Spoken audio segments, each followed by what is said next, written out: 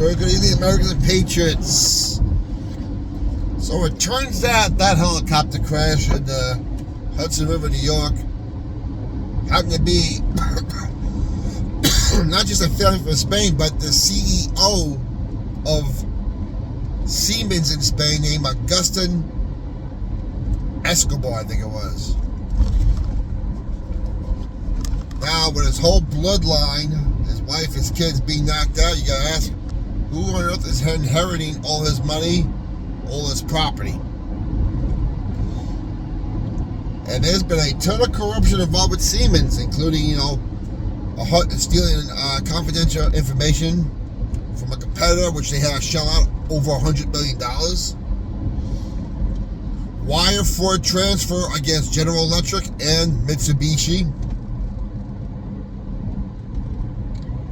And got sued and lost in the settlement $90 million in water meter mismanagement. That's the stuff I can remember offhand. Now, it just so happens that Blackrock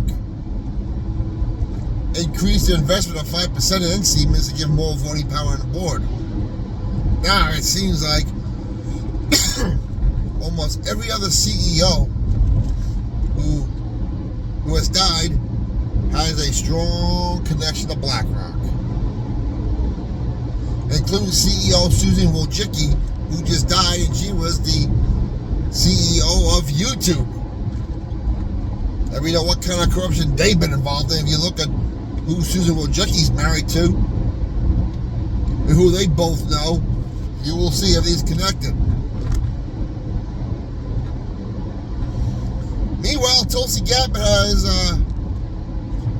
I said, a lot of the JFK, RFK, Martin Luther King files were hidden away in the National Archives.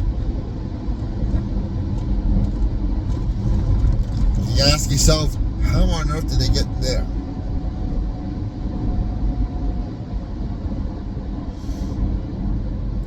An awful lot of stuff going on right now. And right now, as we see, the stock market is booming. Of course, the people on the left will say, well, that's because Trump choked on his tariffs. Really, because they keep telling me the president doesn't have control of the market. But yet, when it was going down, they had no problem blaming Trump for it. But now it's going back up, they don't want to give him credit. When it was tanking under Biden, they wanted to blame Trump, even though presidents have no control of the market. But when it was booming, they would say Biden's economic policies. But they said the presidents have no control of the markets.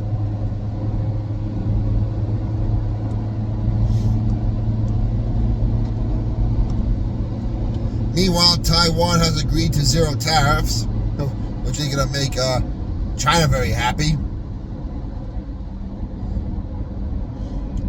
Last week he met with Netanyahu to discuss fair trade. But the big one is China. He slapped 125% tariffs on them. Although I believe there was an exception with computers and computer chips and smartphones, I believe. Yeah, that would piss off a lot of Americans. But Trump got pretty much what he wanted. Yeah, he did pause the tariffs, but everyone is coming to negotiate fair trade deals. And right now, he's got all these countries lined up against China.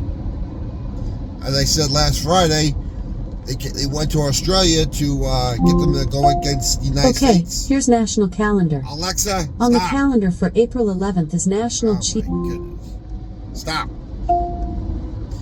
As the Aussies told the Chinese, nope, sorry, no deal. We're getting a big deal for the Americans.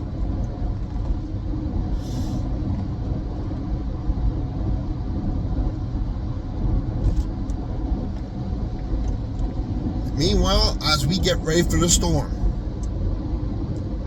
more information about Crossfire Hurricane and whether Crossfire Tornado and Tsunami, all storms. So now when you hear Trump say years ago that the storm is coming, it's starting to look more clear and clear what he was talking about.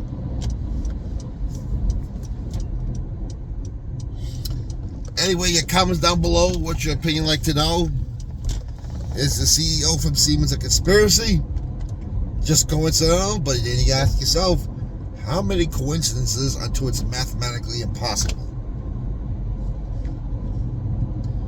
Keep the country in prayer. Keep Trump and J.D. Vance in prayer. Keep all the good guys in prayer. We'll talk to you later.